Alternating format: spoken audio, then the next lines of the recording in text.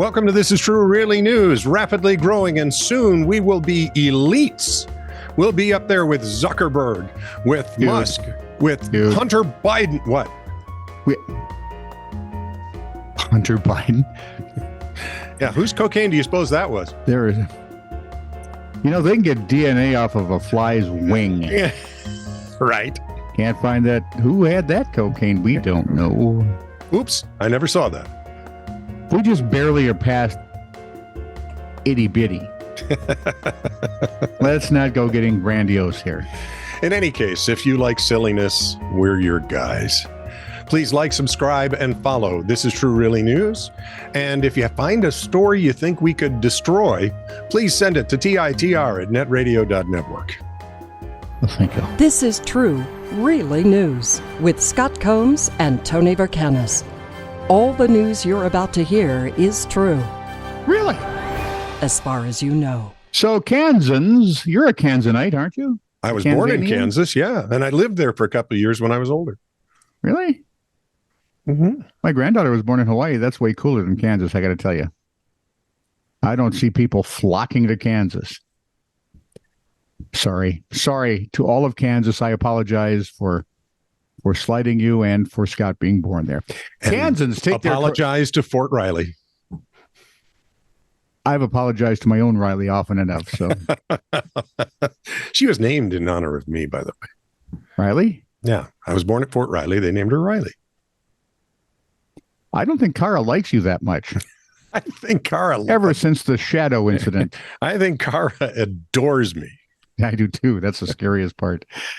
Kansas take their tornado sirens seriously, so it was no surprise when in March, the Wichita suburb of Park City, there was a ribbon-cutting ceremony took place to mark the reinstallation of the city's oldest Thunderbolt siren. And lightning, very, very frightening me. Just trying to help add spice to the story. According to KSNW-TV, the sirens are remnants of the Cold War. Four of them are still in service in Sedgwick County.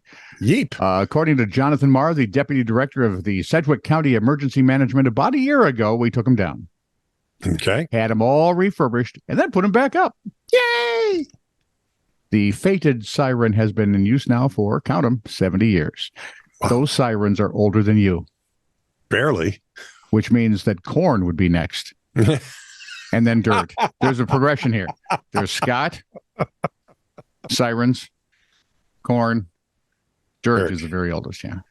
Yeah. Because as I remember it, one man said, when his son asked him, Dad, was there corn when you were born? He said, no, we didn't have dirt yet to grow it in. Nice. Well done. That man's my hero. Yep. So, have you on your underwear is ever style? Oh, man. Have you ever read one of the stories? And this is unusual. I hardly Most of the time, I read the stories that we're putting up, and it's written hideously. The people have no clue. That's why we sound so hideous with them. Right? But occasionally you run across one that is written by a genius. It's as if Clarence Darrow. Samuel Clemens wrote it his own bad. Could have just said Mark Twain, dude. I couldn't think of that. Got it. Been there. So this is all from page 6. Page 6 regrets to report that a press dinner to boost Robert F. Kennedy Jr.'s presidential campaign descended into a foul bout of screaming and more the other night. The White House hopeful attended the affair at Tony's on the Upper East Side, hoping to impress the ladies and gentlemen of the Fourth Estate that he was worthy to sit at the very same Oval Office desk once occupied by his late uncle. However, a shouting match over climate change broke out between two boisterous old men, sending the evening down an extremely unfortunate path.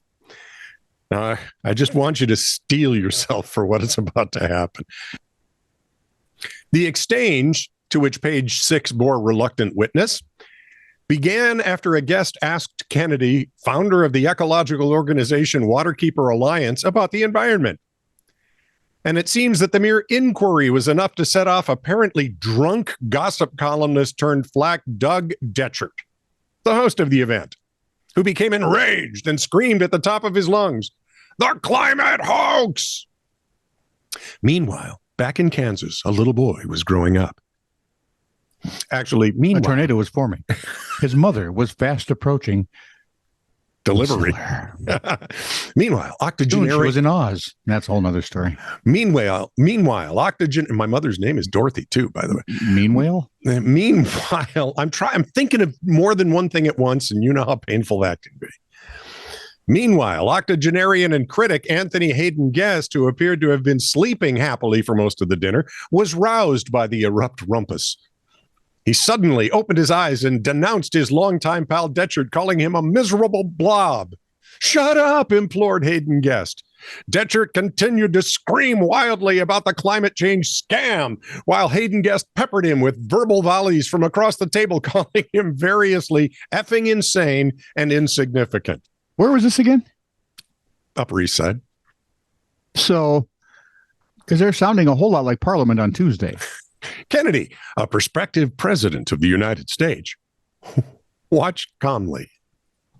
At this point, Detchard sensed the need for a new rhetorical track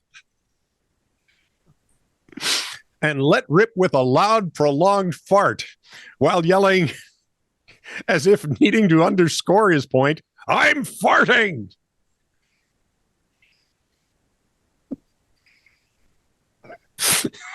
Didn't we see that in red, right? When they locked all the doors and We need more of this in Congress. This is better than what I they think do. we have enough of this in Congress. No. No, these guys are funny. The other guys are Yeah, tragic. but foolish is foolish. Right.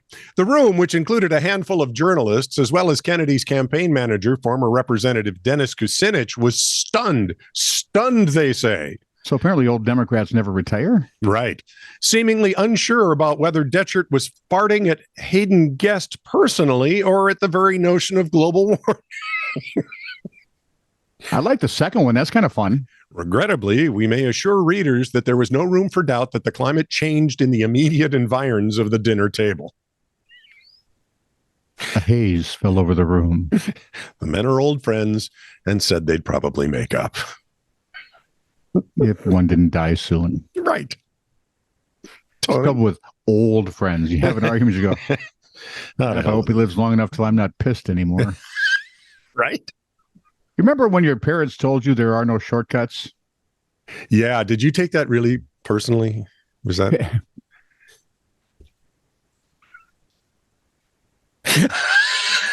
I'm sorry, for those of you in Great Britain. Yes.